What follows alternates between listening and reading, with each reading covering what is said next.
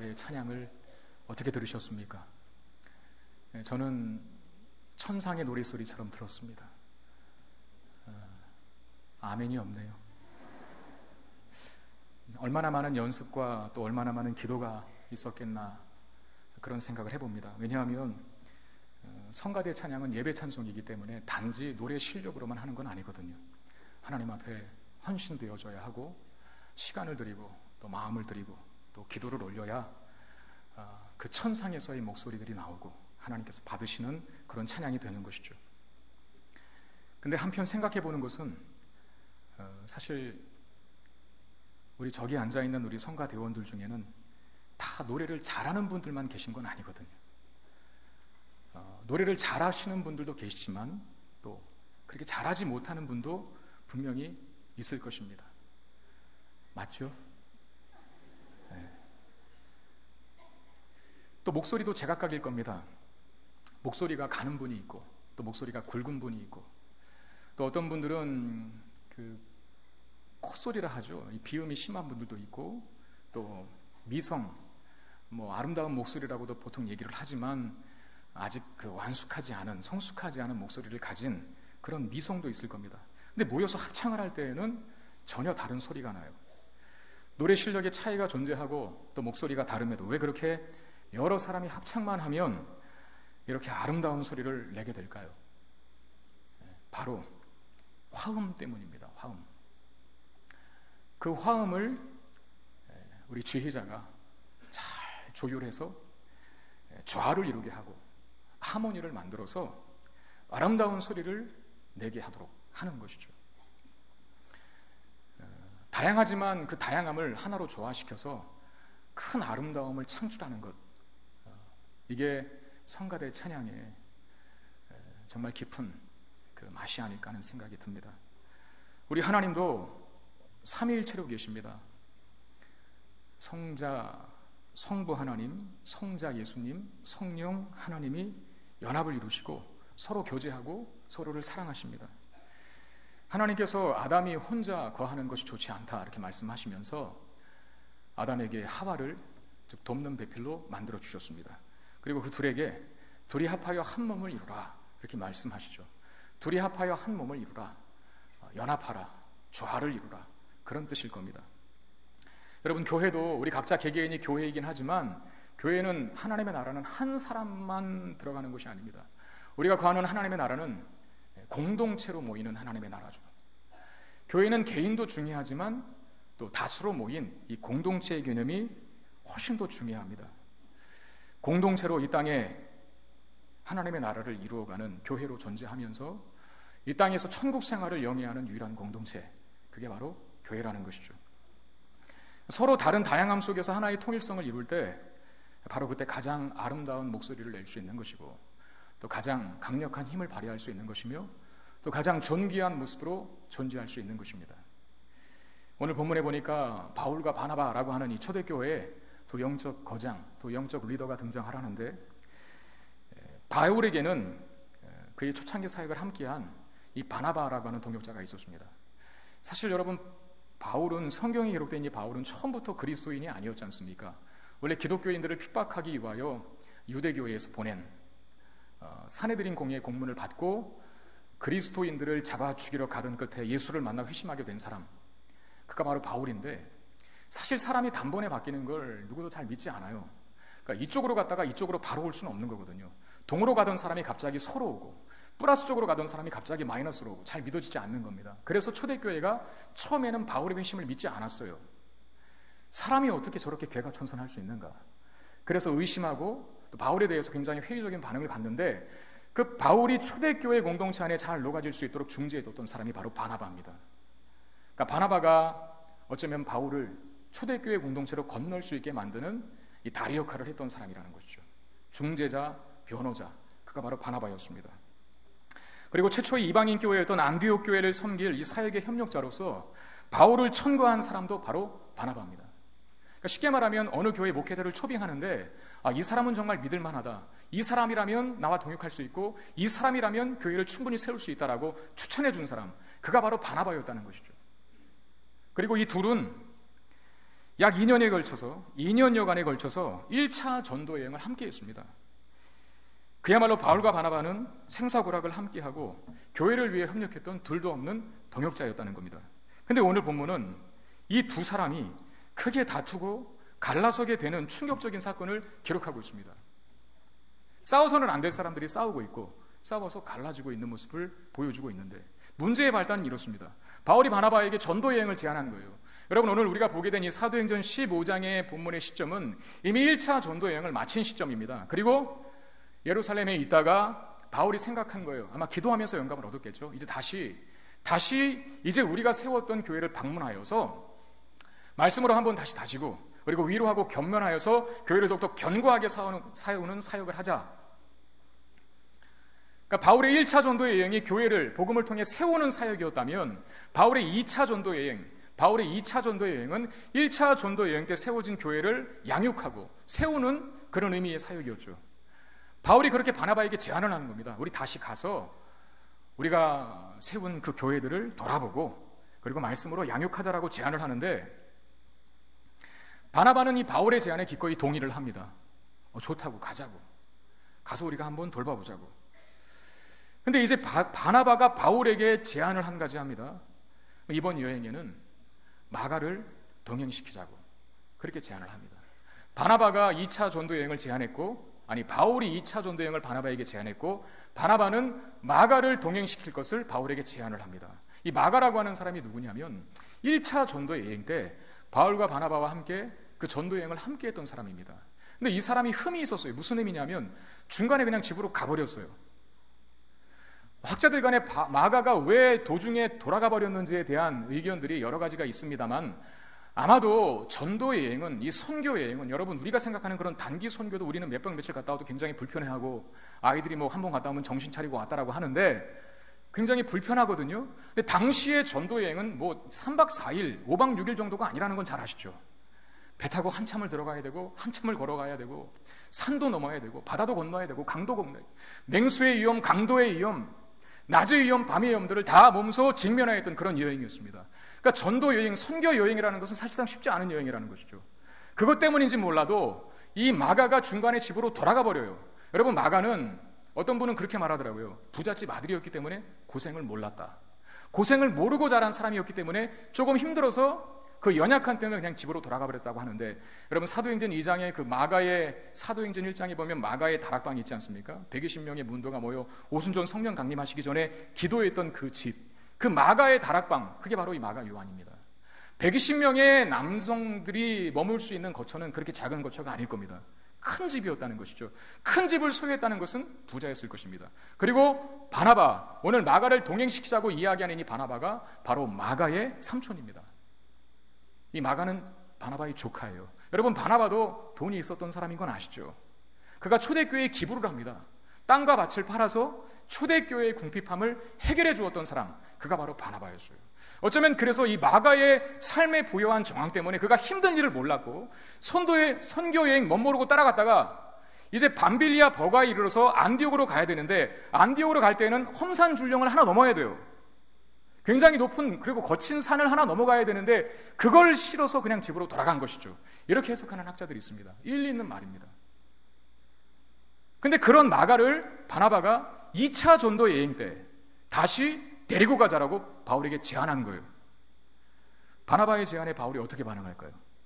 자, 38절 말씀 보시면, 바울은 밤빌라에서 자기들을 떠나 함께 일하러 가지 아니한 자를 데리고 가는 것이 옳지 않다, 이렇게 말합니다. 바울은 마가의 동행을 반대하고 있습니다.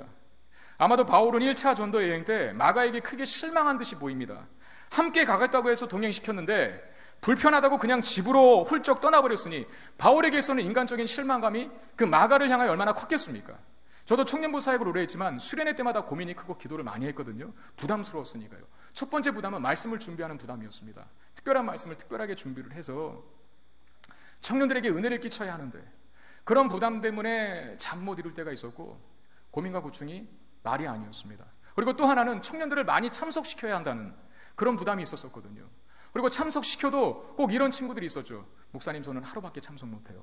목사님, 저는 이틀밖에 참석 못해요. 목사님, 저는 두 번째 날에 가야 돼요. 직장 핑계, 이런 핑계, 저런 핑계를 대지만 사실 휴가를 안 쓴 겁니다. 개인적인 일로 쓰기 위해서 그냥 수련회는 그냥 하루 정도 월차만 내고 가는 것이죠. 이런 일들이 너무나 비일비재해서 제가 그런 구호를 외치자고 했습니다. 처음과 끝을 같이 하는 공동체, 이렇게 구호를 외치자고 했습니다. 그런 마음으로 참석하고 기도하자고 했습니다. 물론 사정이 있어서 중간에 돌아가면 어쩔 수 없는 일이겠지만 남아있는 사람들의 마음은 사실 그 돌아간 사람들 때문에 무거워지는 건 사실이거든요. 왔으면 같이 가고 같이 하고 처음과 끝을 같이 하는 것이 훨씬 좋은 일인데, 그러지 않고 중간에 가버리면은 남아있는 사람의 마음은 굉장히 큰 상심감과 허탈감에 사로잡힐 수 있다는 거예요. 지금 마가는 수련회 정도가 아닙니다. 목숨을 건 선교 여행 중에 중도 하차하고 말았습니다. 어려운 여행 중에 동역자로 힘이 되어야 할 사람들이 자기 살겠다고 그냥 떠나버리면 그 상실감, 그 허탈감은 크게 다가오게 되는 것이죠.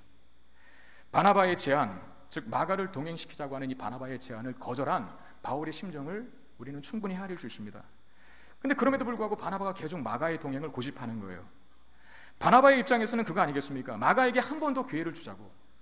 마가 스스로가 남긴 인생의 오점일 수 있는데, 교회에 대한 흠집일 수 있는데, 마가 자신에게도 다시 한번 자신감을 주고 그런 자신의 실수를 만회할 수 있는 기회를 한 번 더 주자. 그래서 스스로와 교회에 대한 안 좋은 인식들을 다시 만회하고 공동체 앞에, 교회 공동체 앞에 신뢰를 회복할 수 있는 그런 길을 열어주자라고 하는 제안이었을 겁니다. 어쩌면 바나바는 일보다 사람을 중요시하는 그의 나름대로의 어떤 원칙, 소신, 철학으로 인한 제안일 수도 있죠. 바로 이 2차 전도 여행에서 마가의 도객 여부를 두고 바울과 바나바가 첨예하게 대립합니다. 어떤 결론이 나옵니까? 둘은 갈라서게 됩니다. 자, 39절 41절 말씀 보시면 서로 심히 다투어 피차 갈라서니 바나바는 마가를 데리고 배 타고 구브로로 가고 바울은 실라를 택한 후에 형제들에게 주의 은혜의 부탁함을 받고 떠나 수리아와 길리기아로 다니며 교회들을 견고하게 하니라. 자, 바나바는 마가를 데리고 그의 고집을 꺾지 않고 마가를 데리고 구브로 땅으로 갔고, 바울은 새로운 파트너를 이제 정하여, 즉 실라라고 하는 이 사람, 실라를 동행시켜 수리아와 길리기아로 떠납니다. 바울의 2차 전도 여행은 이렇게 바울 일행과 바나바 일행 둘로 나뉘어져 진행되게 된 것입니다. 여러분, 성경에 이런 기록을 왜 하고 있을까요?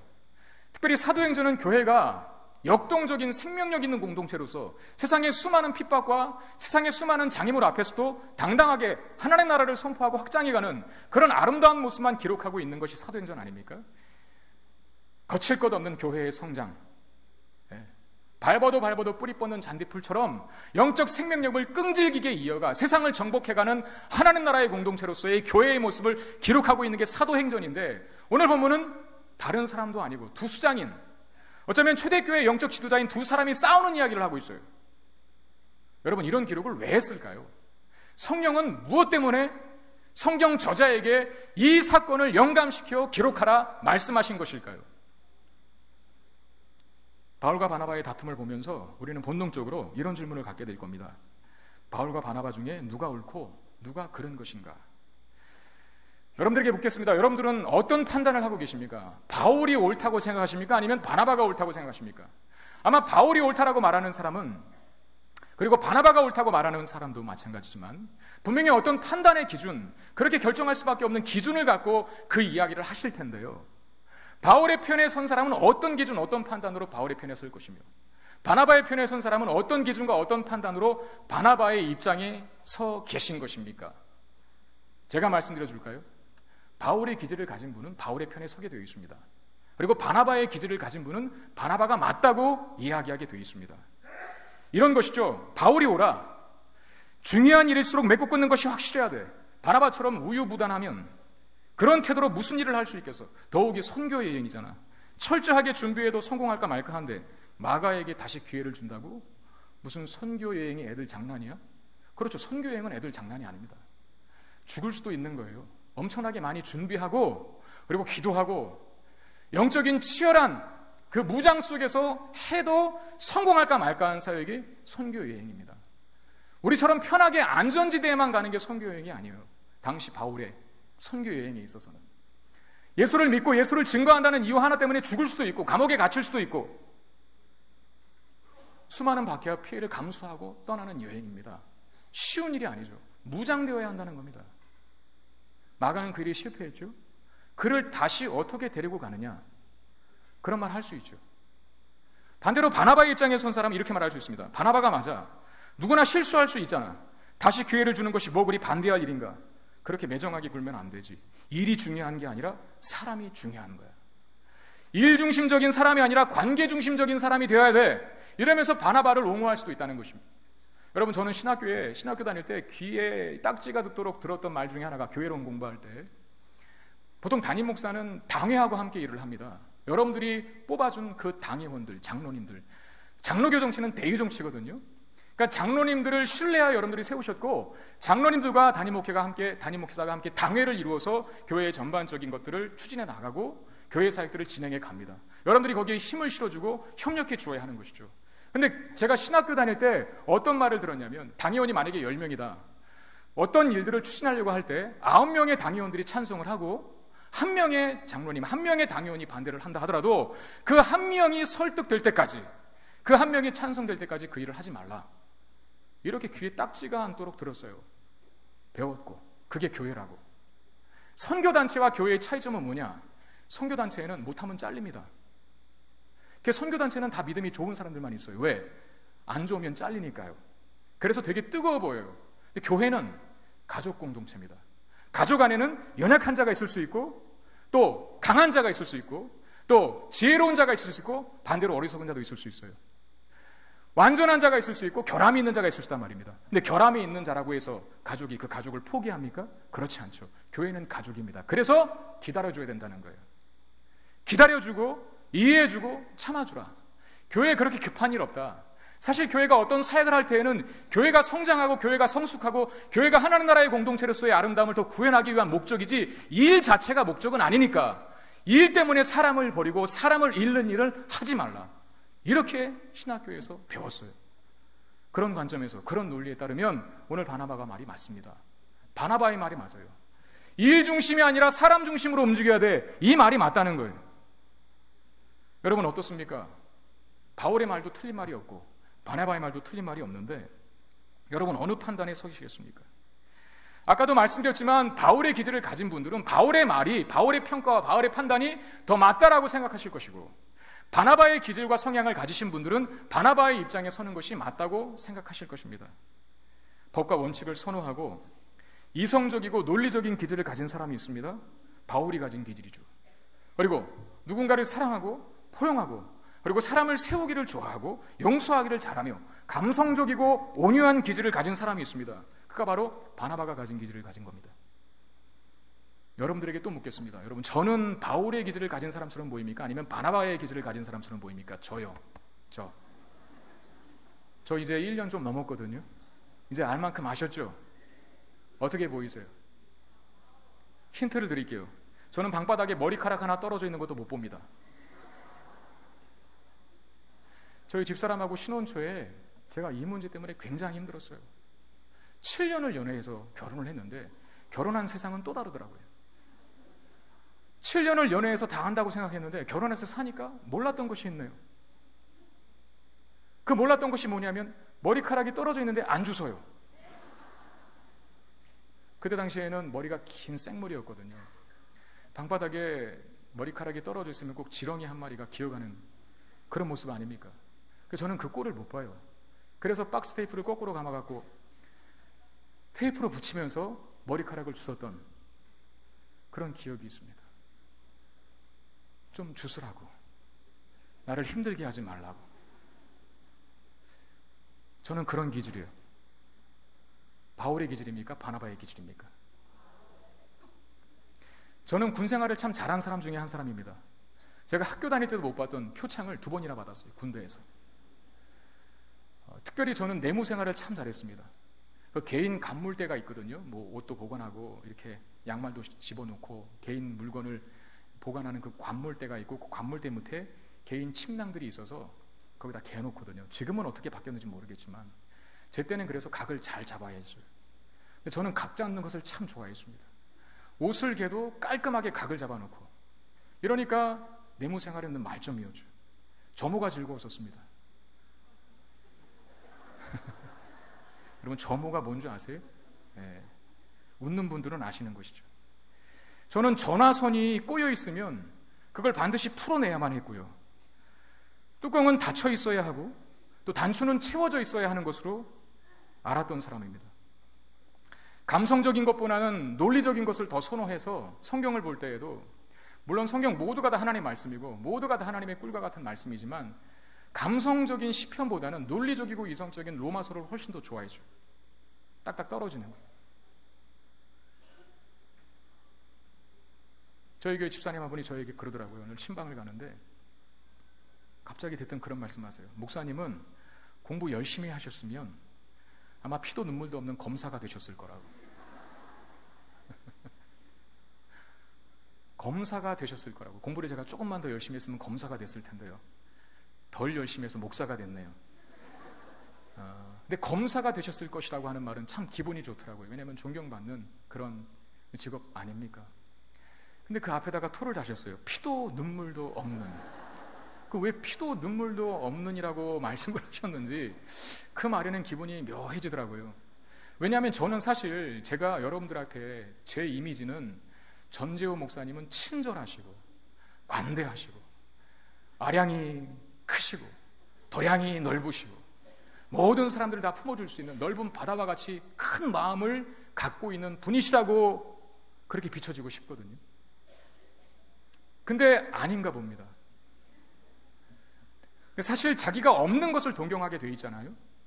제 안에 그런 기질이 없으니까 품어주고 세워주고 배려해주고 용서해주는 좀 착하고 인격적인 그런 사람들을 선망하는 마음이 제 안에 있는 것이죠. 제가 그러질 못하니까. 어쩌면 그분의 말이 정확한 진단일 수 있어요. 제가 대학 다닐 때 도서관에 가면 공부할 수 있는 책상이 두 종류로 나뉘어져 있었습니다. 하나는 여러 사람이 맞부며 공부할 수 있는 다인용 책상이고, 하나는 사방팔방이 다 막혀있는 자기만의 공간을 확보할 수 있는 개인용 책상이 있었는데, 여러분, 저는 어떤 책상을 더 선호했을까요? 아유, 잘하시네. 저는 절대 여러 명이 함께 공부하는 그 넓은 책상에서 공부를 못해요. 왜냐하면 산만하니까, 번잡하니까, 집중이 안 되니까. 근데 어떤 분들은 보면 또 거기에 자리에 앉아서 공부를 하고 심지어는 귀에다가 이어폰까지 꽂고 노래를 들으면서 공부하고 책 읽는 분들이 계셔요. 그분들은 이어폰 꽂고 노래 듣지 않으면 공부가 잘 안 된대요. 참 다양하죠. 저는 각이 잡혀 있고 선이 그어져 있는 그런 나만의 공간이 좋습니다. 어쩌면 이것이 제 안에 있는 바울의 기질일 수 있죠. 그러나 또 어떤 사람은 반대의 기질을 가집니다. 바나바의 기질. 원칙과 질서보다는 자유분방한 분위기를 훨씬 더 좋아합니다. 방바닥에 머리카락이 떨어져 있든 말든, 뭐 쓰레기가 널브러져 있든 말든 그거 신경 안 쓰고, 아니 신경조차 안 쓰이는 그런 사람이 있을 수 있죠. 한번 열어젖힌 뚜껑이나 문은 절대 닫을 줄 모르는 사람이 있습니다. 전화선은 꼬일 대로 꼬여도 도무지 풀릴 가능성이 보이지 않는데도 아무렇지도 않게 전화기를 그냥 쓰는 사람이 있어요. 단추는 헐렁헐렁 풀어져 끼고 다니고, 논리적인 로마서보다는 감성적인 시편을 더 좋아하는 사람이 있을 수 있습니다. 도서관에서는 항상 오픈되어 있는 책상에서 공부하고, 여러 사람과 함께 하는 걸 좋아하고, 많은 일을 동시에 하는 멀티플레이어 기질을 가지는 그런 사람이 있을 수 있습니다. 근데 이런 사람의 장점이 있어요. 웬만한 일들은 그냥 다 웃고 넘어가요. 허허허 웃고 넘어가요.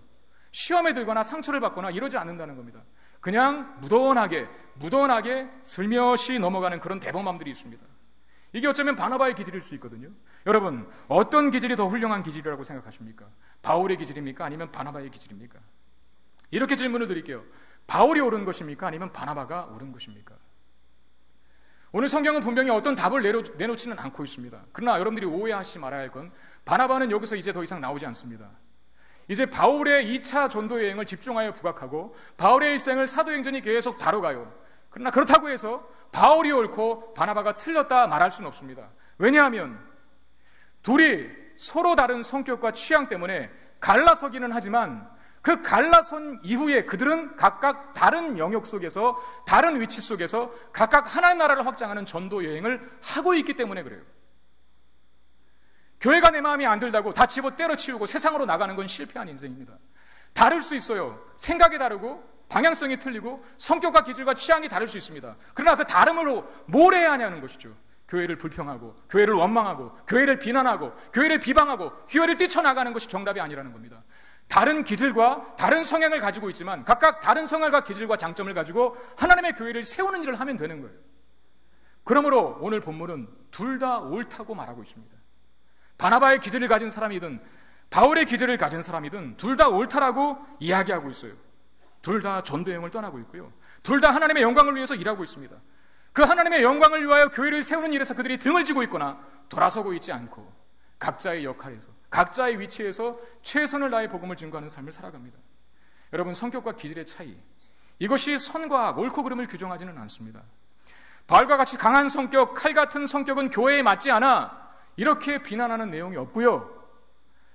바나바와 같이 원칙도 없고 매사에 우유부단한 성격은 교회를 혼란스럽게 할 뿐이야, 이런 정죄도 오늘 본문에 기록되고 있지는 않습니다.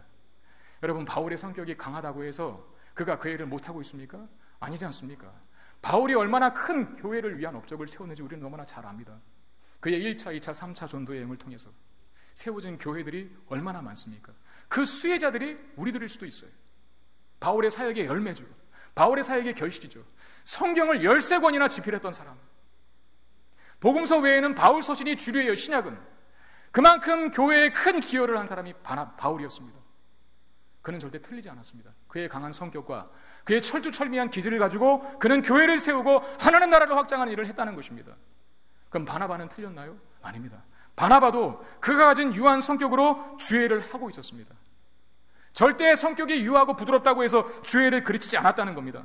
여러분, 나중에 바울이 그토록 반대했던 이 마가를 바울은 누구보다도 귀한 동역자로 존귀히 대하게 됩니다. 디모데후서 4장 11절에 보면 바울이 이렇게 고백하는데요. 누가만 나와 함께 있느니라.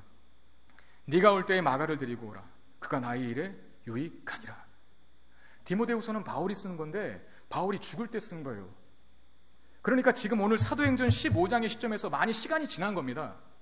디모데후서는 바울의 유언장과 같은 마지막 편지거든요. 여러분, 그래도 그런 거 있잖아요. 어떤 사람이 이제 이 세상을 떠날 때, 죽음을 앞에 두고 있을 때 누가 보고 싶다, 누구 좀 데리고 와라 라고 이야기할 수 있지 않아요? 물론 가족들은 다 볼 수 있죠.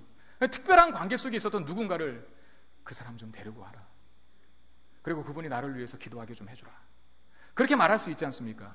근데 바울이 오늘 마지막 디모데후서 유언장과 같은 메시지 속에서 누구를 나에게 좀 데리고 오라라고 얘기하냐면 오늘 바울이 그토록 거부했던 마가를 데리고 오라고 합니다.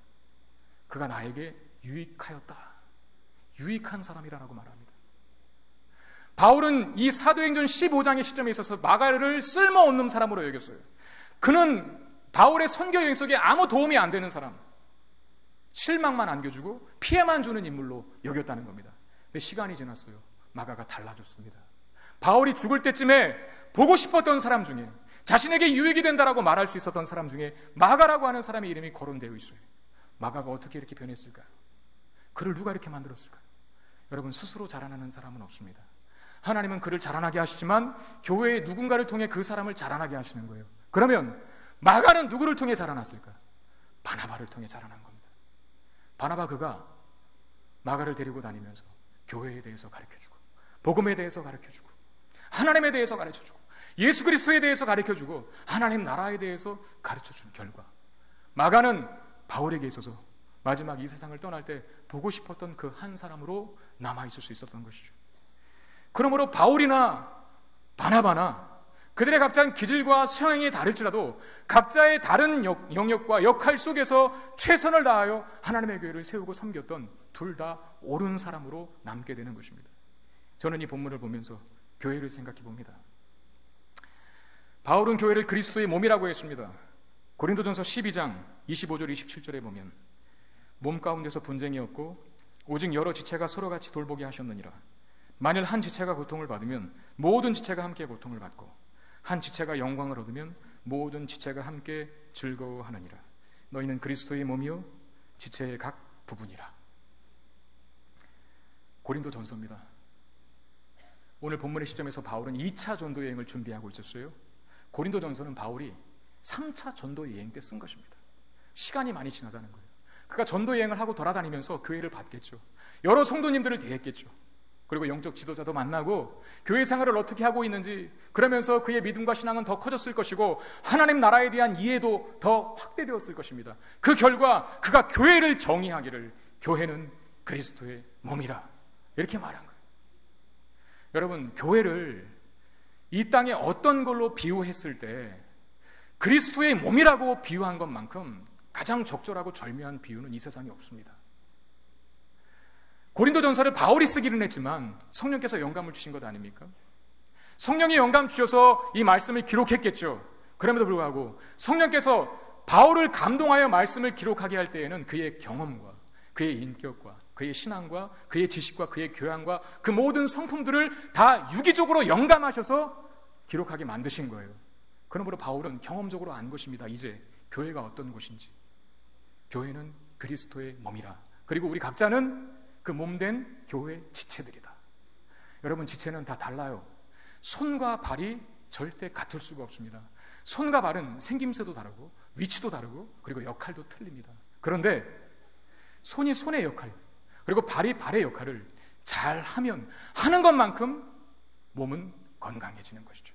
몸이 건강해지면 그 몸의 머리이신 예수 그리스도의 영광은 더 찬란하게 드러나게 되는 것입니다. 바울은 그걸 알았죠. 그리고 각 사람을, 교회에 속한 각 지체들을 몸된 교회 공동체, 그 지체라.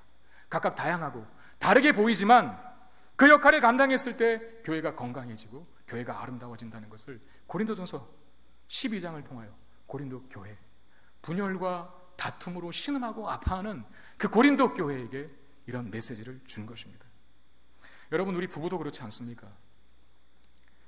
신기하게도 부부는 비슷한 사람하고는 만나지 않는 것 같습니다. 좀 다른 사람하고 만납니다. 저희 부부도 서로가 너무 다릅니다. 저는 산이 좋은데 그분은 바다를 좋아하시고, 저는 열린 문을 보면 닫지만 그분은 한 번 여신 문을 닫을 줄을 모르십니다.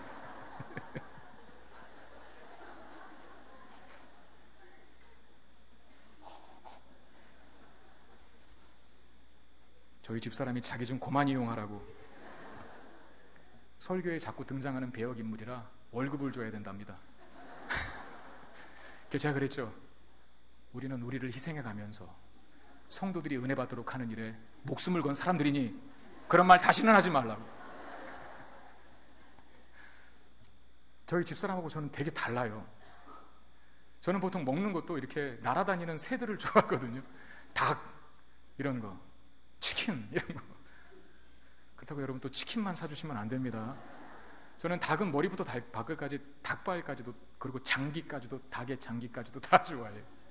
근데 저희 집사람은 쳐다도 안 봅니다. 저희 집사람은 저 깊고 넓은 바다에 있는 것들을 좋아해요. 근데 저는 또 그건 싫어요. 제가 언젠가도 말씀드렸지만 그 눈을 뻥긋뻥긋 뜨고 있는데 몸을 막 띄어먹는 그 눈이 그 눈알이라 그러죠. 그 짐승들은, 생물들은 눈알 이렇게 보이는 그 별로 맛도 모르겠지만 징그러워서 먹기가 싫은데 요새는 좀 예의상 먹어주긴 합니다만 먹는 식성도 틀리고 참 많이 다릅니다. 그리고 저는 조용한 것이 좋거든요. 근데 그분은 시끌벅적한 것을 좋아하십니다. 비슷하면 못 살아요. 여러분, 왜 부부를 하나님께서 이렇게 다른 사람으로, 조금 틀린 사람으로 만나게 하실까요? 아까 제가 설교 초대에 잠깐 언급드렸지만 여러분, 아담이 혼자 거하는 것이 좋지 못하다고 보셨어요, 하나님께서. 그리고 하와를 만들어 주셨을 때에는 그의 부족한 부분들을 메꿔주는 돕는 배필로 세워주시거든요. 그러니까 부부라고 하는 것은 어떤 위계질서적인 상하 관계가 아니라는 거예요. 서로의 부족한 부분들을 보충하여 온전한 성숙으로 나아가라는 것이죠. 물론 아담과 하와가 죄 없어서 그들에게 결함이 있거나 죄가 있었던 것은 아니지만 여러분, 최초의 창조의 결과물들은 앞으로 나아갈 책임이 있었습니다. 더 성숙해지고 더 아름다워지고 더 완전해져야 할 책임이 있었어요. 그 더 완전해지고 더 성숙해지는 단계에 있어서 아담이 혼자 있는 것보다는 그의 불완전함을, 그의 부족한 부분들을 메꿔줄 수 있는 동역자가 필요했던 것이죠. 그게 바로 하와였습니다. 여러분, 부부란 그런 겁니다. 그래서 비슷한 사람끼리 안 만나는 거예요. 만날 수 없는 것이죠. 서로가 서로를 통해 서로의 필요를 채워주고 서로의 모자란 부분들을 메꿔주는 관계로 부부관계를 정하셨기 때문에 그렇습니다. 제가 지난주에 휴가였습니다.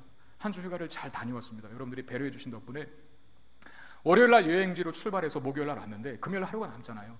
금요일 하루는 제가 일부러 뺐습니다. 워밍업을 하려고요. 이제 주일을 준비해야 되고 또 말씀도 준비해야 되고 다시 이제 점검해야 되지 않겠습니까? 그래서 금요일 하루를 빼고 금요 기도회도 제가 여기를 안 나왔습니다. 우리 성문교회 금요 기도회를 부목사님한테 맡기고, 그리고 담임 목사가 어디 다른 교회에 갈 수 있는 상황과 여건이 그렇게 쉽게 오지는 않지 않습니까?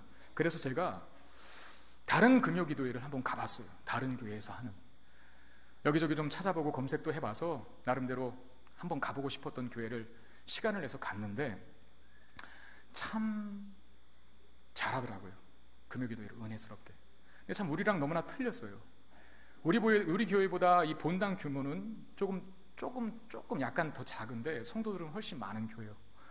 근데 금요기도회를 하는데요, 여러분 조명이 휘황찬란하게 달려 있고요.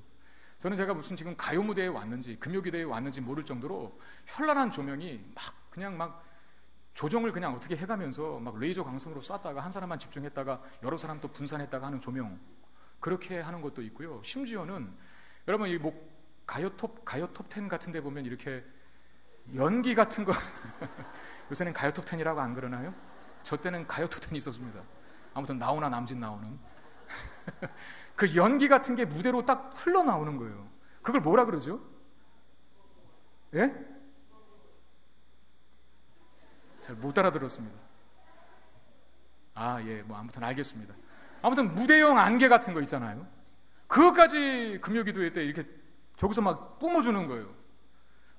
그리고 목사님이 찬양 인도를 하시는데 티 하나 입고 기타 메고 그리고 청바지 딱 달라붙는 청바지 입고 운동화 딱 신고 찬양 인도를 해요. 좀 부럽기도 하고 또 불편하기도 하고 이게 맞는 건가 혼동이 있다가 한 가지 확실하게 부러운 거 하나 있었는데, 그게 뭐냐면 청년들이 금요기도회를 꽉 채웠어요. 부럽더라고요. 그거는 젊은 청년들이 금요기도회 하기 전부터 아무튼 로비와 뭐 카페와 이런 데 금요기도회 하기 전에 무슨 뭐 아이돌 공연 보러 가는 그 청년들 표정처럼 막 밝은 분위기 속에서 서로 커피를 나누면서 막 좋은 담소를 이야기하면서 그리고 준비를 하고 있더라고요. 왁자지껄. 그 분위기가 얼마나 부럽던지. 그리고 강사가 그날 설교를 해서 조금 기도의 시간이 길어졌었습니다.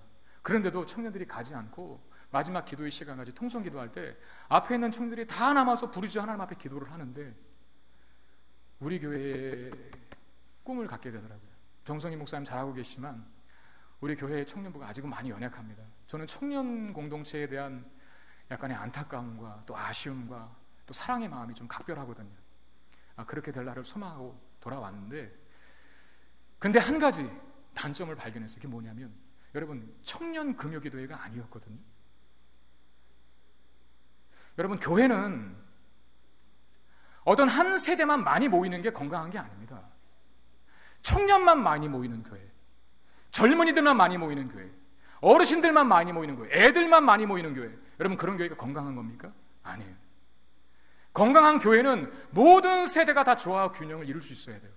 어린아이가 있으면 초등학생도 있어야 되고, 초등학생도 있으면 중고등부 학생들이 왁자지껄 있어야 되고, 청년들이 있으면 또 젊은 세대도 있어야 되고, 젊은 세대가 있으면 어르신들도 항상 자리를 지켜주고, 예배와 기도의 자리에서 젊은 사람들이 하지 못했던 그런 일들을 하는 교회. 저는 우리 성문교회가 그런 교회 되기를 바랍니다. 모든 세대가 다 어우러져서 골고루 성장하고 골고루 성숙하는 그런 교회. 여러분 교회 안에는 날카롭고 예리한 사람이 필요합니다. 긍정적인 면뿐만 아니라 부정적인 면을 더 잘 볼 수 있는 사람도 필요합니다. 부정적인 사람이 되라는 말이 아니라 어떤 사안이 있을 때 장점이 있을 수 있고 그 문제에 단점이 있을 수 있지 않습니까? 모든 걸 은혜라고 하는 테두리 하나 속에 단점이 분명히 있고 어두운 부분이 있는데 무조건 그냥 밀고 나가는 건 원치 않아요. 바람직하지 않습니다. 그 문제를 때로는 날카롭고 예리하고 냉철한 사람이 볼 수 있어요. 그 문제를 개선하도록 지적할 수 있습니다. 이야기할 수 있습니다. 그런 사람이 교회 안에 있어야 돼요. 날카롭고 예리한 사람이 있어야 교회 이 시대에 상대주의가 판을 치고 절대적인 가치를 거부하는 이 시대 속에서 하나님의 말씀이라고 하는 절대적인 가치를 증거할 수 있고 진리를 수호할 수 있고 사수할 수 있는 사람들은 그런 날카롭고 예리한 사람들이 많은 교회여야 돼요. 교회가 세속화되지 않기 위해서는 그런 어두운 단면들을 볼 수 있고 예리하게 교회를 해코지할 수 있는 뭔가를 발견해낼 수 있는 그런 안목을 가진 사람이 필요합니다. 그러나 또 반대로 수용적이고 부드러운 사람도 필요합니다. 다른 사람들의 단점보다는 장점을 더 많이 발견하고 책망보다는 칭찬을 더 많이 해줄 수 있는 사람이 필요합니다. 일보다 관계를 소중히 여겨서 무엇보다도 사람을 세우는 일을 하는 사람이 있어야 교회가 성장할 수 있다는 거예요. 우리는 서로 다른 다양한 기질과 성격을 갖고 있습니다. 여러분들이 가진 기질과 성격이 어떻든지는 상관없습니다. 결코 성경은 성격과 기질 자체를 죄악시하지 않아요. 그러므로 성격과 기질을 바꾸는 쪽으로 갈 필요는 없습니다. 그러나 다만 우리의 성격과 기질은 여전히 죄에 많이 오염되어 있기 때문에 나의 강한 성격을 가지고 남을 비난하고 정죄하는 쪽으로만 사용할 수 있다는 것을 경계하셔야 되고, 반대로 나의 부드럽고 유한 성격을 무질서와 게으름과 나태함을 합리화시키는 쪽으로 사용해서도 안 된다는 거예요. 우리의 성격과 기질은 이제 예수 그리스도를 통해서 죄의 문제를 해결한 거듭난 우리들은 바른 쪽으로 사용할 수 있게 됐다는 겁니다.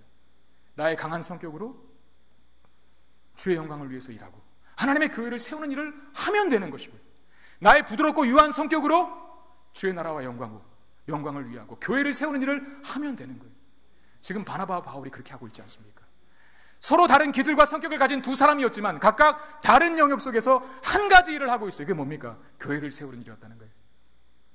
마음에 안 든다고 교회까지 등져버리고 교회에서 하는 모든 일들을 거부하지 않아요. 단점이 있다면 그 단점을 보완해내고, 장점이 있다면 그 장점을 개발해내서 교회가 교회답게, 교회가 더 성장하고 교회가 더 성숙하고 교회가 하나님 나라를 확장하는 일에 사용될 수 있도록 자신을 드리는 사람, 그게 바로 자신에게 있는 기질을 가장 잘 활용하는 성숙한 그리스도인인 것입니다.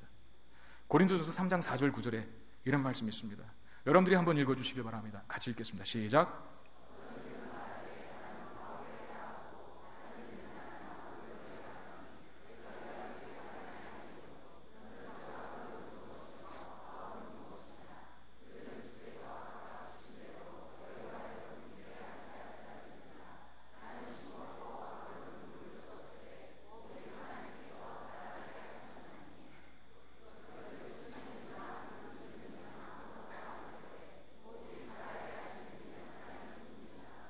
심는 이와 물 주는 이는 한 가지이나 각각 자기가 일한 대로 자기의 상을 받으리라.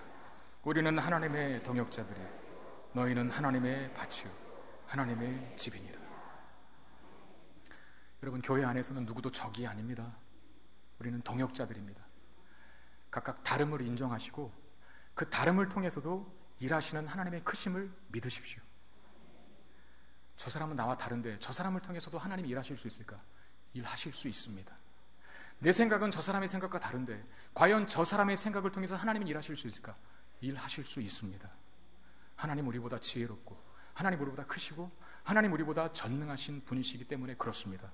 그러므로 우리가 해야 될 몫은 나와 다른 사람을 존중해 주는 것입니다. 그리고 인정해 주는 것입니다. 그리고 모든 것들이 하나님의 손 안에서 사용된다는 사실을 기억하는 것입니다. 거친 말을 삼가하시길 바랍니다. 부드럽게 말하십시오. 배려하고 양보하시고 수용해 주시고 넉넉해지시고 그리고 너그러워지시기를 바랍니다. 하나님은 그 모든 다양함을 통해서 당신의 선하신 뜻을 이루어 가시기 때문입니다. 이 같은 기대로 서로를 대하여서 우리 성문교회 공동체가 더욱더 아름답고 견고하며 이 땅에 존재하는 분열과 다툼과 분쟁이 팽배한 이 시대 속에서 서로의 다양성을 인정하여 하나된 모습을 구현하는 거룩한 공동체로서 예수 그리스도의 빛을 충만하게 이 세상 가운데 드러내는 아름다운 공동체 되기를 주의 이름으로 축원드립니다. 기도하겠습니다. 하나님 감사합니다. 우리를 교회로 불러주시니 감사합니다. 서로 다르고 다른 기질과 성향을 가지고 있다 할지라도 그리스도 안에서, 하나님 안에서는 우리의 다양함이 하나로 뭉쳐 하나님의 영광을 위하며 하나님의 교회를 세우는 곳으로 사용될 줄로 믿습니다. 서로를 존중하고 이해하며 품고 배려해 줄 수 있도록 도와주시며, 그러므로 우리 교회가 이 세상에 하나된 빛을 분열과 다툼으로 갈등과 경쟁으로 신음하는 이 세상 속에서 그 생명의 빛을, 하나됨의 빛을 던져 비출 수 있는 교회 되게 해 주시옵소서. 우리 교회가 이제 예배 시간을 변경하고 또 여러 가지 새로운 일을 하려고 합니다. 이 일에 우리 모든 성도들이 마음을 모을 수 있도록